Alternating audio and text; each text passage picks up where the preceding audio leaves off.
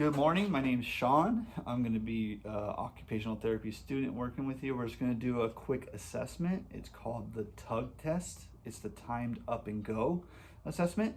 So what you do is when I say go, you're going to stand from this chair, walk around that water bottle and come on back and sit, and I'm going to time you. And then we're going to compare your scores with like your age group and stuff like that at the end to see where you're at for relation to falls. So this test really is to test your mobility, your balance, your fall risk, and it's really for those that are above 65 and up, and or those that have recently had a stroke as well. Okay, so is it okay if we do this assessment today? Yes. Okay, perfect. So a little bit of information about the assessment. It has really good reliability. Reliability means that it measures what it's supposed to measure. It consistently does it, like over multiple tests. It really shows good results and that it's measuring what it's supposed to. And then validity means it's measuring what it's really supposed to measure for you, and that was excellent as well. So the reliability is consistent. Validity means that it's measuring what it's supposed to. The tool is doing what it's supposed to do. And that's towards community dwelling older adults, which is what category you're in, because you live in your own home. You don't live in like a facility or anything like that. And we already practiced the assessment before I did the recording. So you already kind of know what we're going to be doing today. And you said that you're good to do the assessment, right? Yes. Okay, good. So let's go ahead and do it. I'm going to go ahead and get the timer up, and I'm going to stand on the other side of you. So when I say go, you'll go ahead and walk around that water bottle and come back. I'm going to walk with you just to make sure you're good, okay? Okay. Ready, set, go.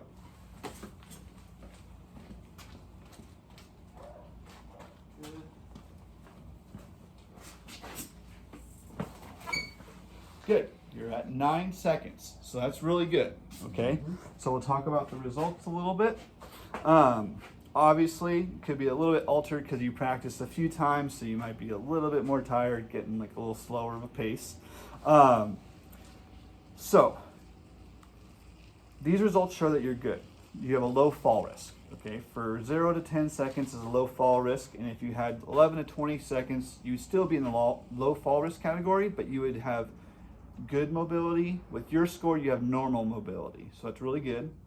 If you score 21 to 30, it would mean that you have problems with mobility and you're a higher fall risk. But you scored pretty well.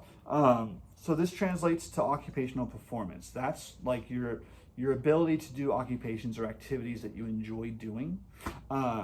It shows really good, so that you're able to do safely and independently move and walk, or walk around your home, and it leads to you being able to move around like your home, the community, doing chores around the house, just being independent essentially, okay? Which is what you did really well.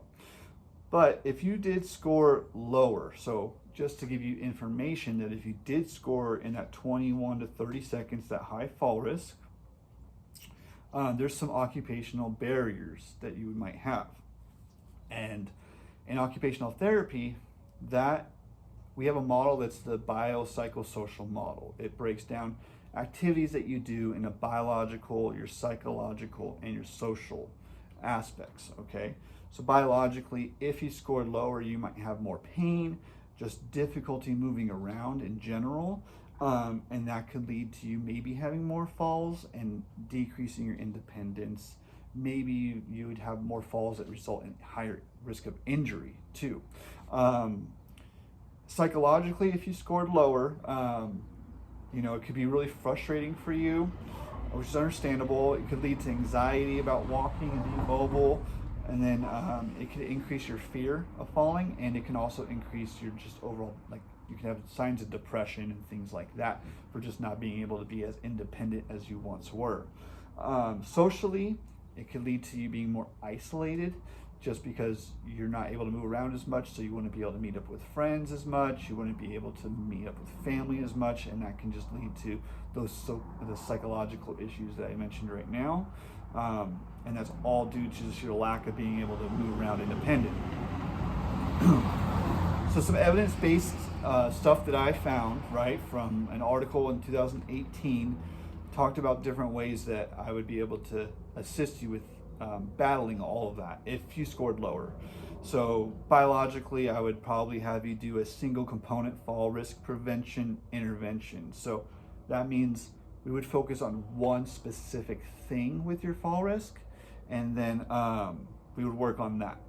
So that would be your increased lifestyle integration functional exercise. So it's just incorporating more exercise into your everyday activities, doing yard work, doing laundry, cleaning your house yourself, going for walks, parking farther in the parking lot, all those things. And that would lead to decreased psychological concerns from before. So decreasing that fear and anxiety of falling and decreasing any depressive signs that we see. And socially, an intervention that I would do specifically for that would be a multi-component fall prevention intervention. So we're doing kind of two things with like a group. So we would do exercise and education with group activities. So I'd have you try to find like a walking group or some sort of exercise group, but I would probably have you do like a walking group with people in your community. You meet up with them a few times a week, go for walks together and talk. So you're doing this dual task kind of a thing. You're walking and talking, and then it would be with education. So I would teach you about proper footwear, clothing, proper warm-up techniques or stretching techniques that you can do to make sure that you're lowering your risk for falling. Okay, that's pretty much it. Is there any questions that you have? No, sounds good. All right, great. Thank you.